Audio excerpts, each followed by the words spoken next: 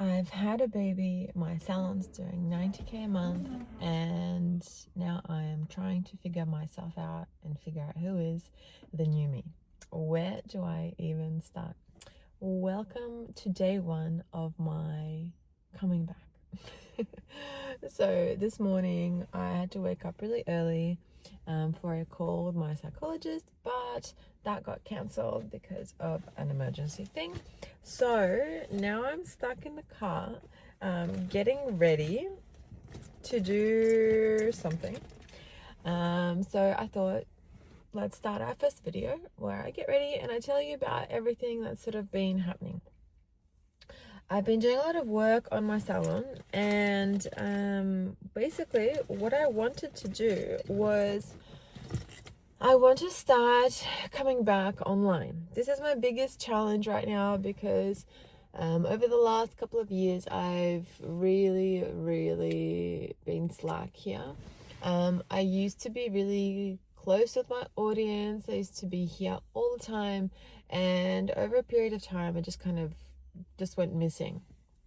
So this is my challenge. I want to do this kind of like a series of short videos where I just sort of share what's going on, and we get to know each other again, kind of get close again. So I want to share what I've been doing in terms of personal life, what I'm doing with my 1-year-old now. She's actually turned 15 months yesterday.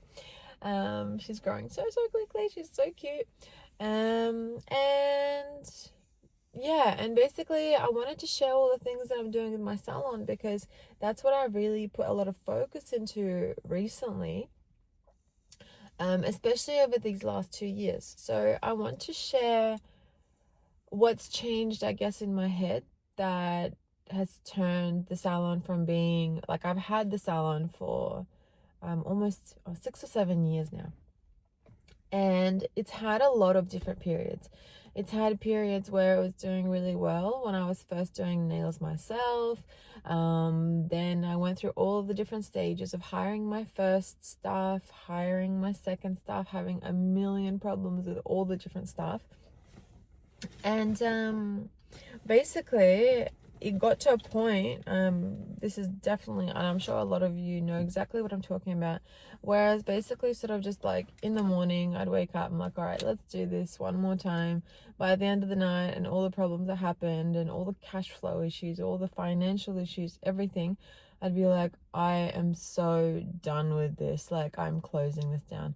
I'd spilt so many tears over it, but anyway, here I am. I'm glad I didn't. And yeah, so I've gone through a lot of different stages. Don't mind me. I've gone through a lot of different stages of the salon, and I've finally been able to get it to a point where in December last month, it has turned over 90K. And every other month before that, it's been doing a minimum of 65K plus. And this year we've got even bigger plans.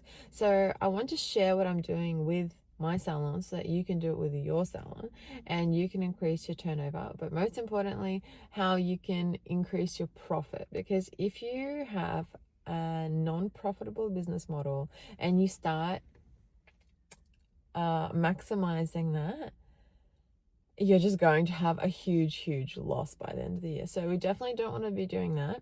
And I want to show you how to set up your salon so that you're making a minimum of 15-20% profit, where you take that money home with you. So I think that's really cool. Let me know what you think of that, and I will do a separate video on that. I need some concentration while I do my lips, because otherwise I'll have wonky lips.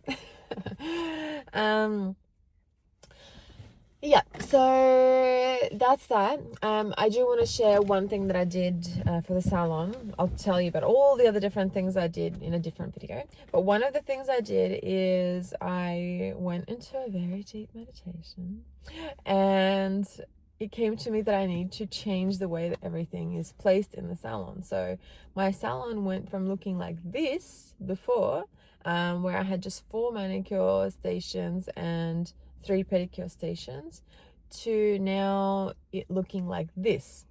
And I just completely changed everything. I changed some walls, did a little repaint. This is a minimal change cost-wise. Cost me less than $2,000. But now I have 12 stations altogether. So there's 7 manicure stations, 3 pedicure stations, and 2 to 3 forehand stations where you can put a little table up to the pedicure station and do manicure or pedicure at the same time. And obviously I hired a lot of new techs. So I'll tell you all of the other different things that I did separately. But this is one of the big things that really helped. And mind you, over the whole time that I've had this property, I have not been able to put these tables any other way. Like I spent so much time just figuring it out. How do I do this? How do I do that? And just would not work. And all of a sudden I'm like, aha, light bulb moment. So that's that with the salon. Another really cool thing that's really interesting right now in my life is I've got like a mentorship where I've got some lovely ladies opening a brand new salon, and they really like the idea of having very high quality service, very beautiful location, but you know, not like crazy prices where you're paying like $200 for a manicure. So it's affordable luxury, but it looks beautiful, the quality is great, and yeah, so we're doing that. And I'm taking them basically step by step, literally the very first thing from, you know, partnership agreements, every little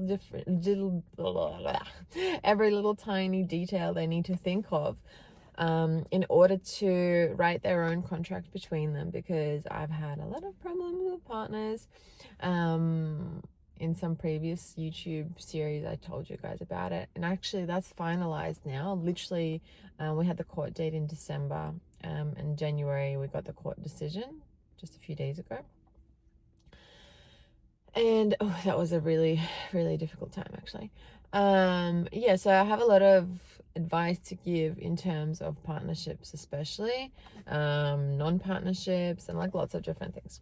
So we're doing that. We're looking at how to set up all the processes, how to find a property that actually is going to suit, how to do all the setup, what kind of furniture to get, where to get it, how to train staff, how to do all the processes and procedures so that your salon's actually running smoothly the entire time, you don't have problems. So literally like the marketing, everything from start, like, you know, from scratch. And I'm really enjoying this process. This is something I really love, so consulting.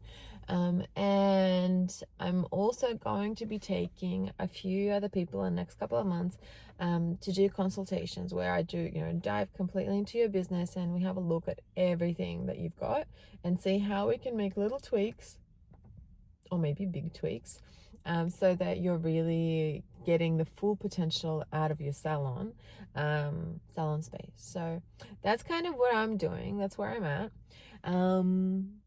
Yeah, work-wise. And in terms of my personal life, let me just finish my lips. This is the hard one, because when I was little, my mom took me to ballet, and when we did performances, we had to paint our lips red. And my mom told me, she's like, I was painting your lips, and I was thinking, I feel so sorry for this girl because she has such wonky lips. I don't even know how she's gonna paint her lips all the time. I'm like, thanks, Mom. But I think they do kind of even out, so I don't find them too difficult. It's just hard to do when you're talking. Guys, challenge of the day: paint your lips while you're talking and doing a video. It's really hard. Okay, there we go. So yeah, so basically in terms of personal life, you guys probably knew I was living in Bali for a couple of years, and after that I moved to Russia for 6 months, and I stayed there with my family, with my grandma and things like that, with my husband. And in August or September or somewhere like that, so I don't even remember, I'm so bad with memory things, we moved back to Australia. So I've been in Australia for around 5 months, 4 or 5 months now, and I'm actually really enjoying it. So this is really good, this is really nice. Eva got her citizenship like 5 days ago, just before Australia Day, so that was really cool. So now she's a citizen, an Australian citizen officially, and she's also got dual citizenship just like me. And that means we can travel anywhere we like without my husband. So he still needs permission to go anywhere, everywhere. Yeah, we've been doing that. I'm really enjoying being here. We're doing a lot of like activities. I filmed some stuff of how I sort of manage being a mom to a 1-year-old. Obviously I can't be, doing a lot by myself without Eva, because I'm still breastfeeding. So I'm quite attached to my baby, my beautiful baby. But yeah, now I'm just starting to have a little bit of freedom. My grandma and granddad have visited us in Australia now, so I'm getting a lot of help from them, and I'm able to get a lot of things done, which is awesome. And what else has been interesting? This has been like a little quick catch up, like a catch up with my friend. This is very cool. And this is the kind of videos that I want to do. I know I used to kind of do very like professionally filmed videos, but I wanted to try this format so I actually connect with you guys and I actually post something, because I'm such a perfectionist and I always want everything perfect, but for everything to be perfect, with a baby, it's a little bit difficult. So I'm doing this like real life sort of a thing, so you can really, I guess, see what I'm like. I mean, I'm like this all the time, just me, yeah, I guess that's kind of it, in terms of just life and things like that. Well, actually there's a lot of things, but as our first catch up, I'll leave it at that.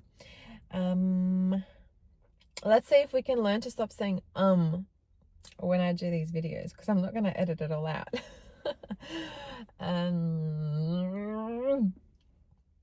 All right, so in the next videos I want to share with you guys exactly what it is that I did in terms of the salon to increase turnover, raise profits, how I did this with a 1-year-old baby, and obviously, when I was pregnant, when I had the baby, how I did this from overseas, so I don't actually have to be physically in the salon.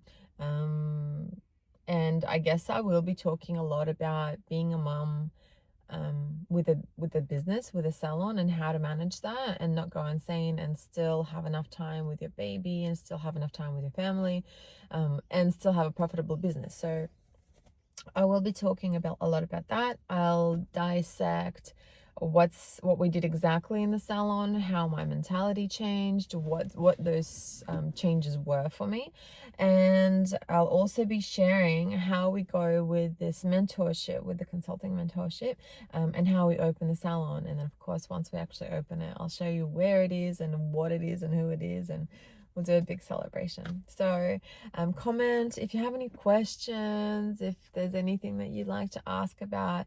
It can be about nails, it can be about salons, it can be about my personal life. You can either comment down below or DM me.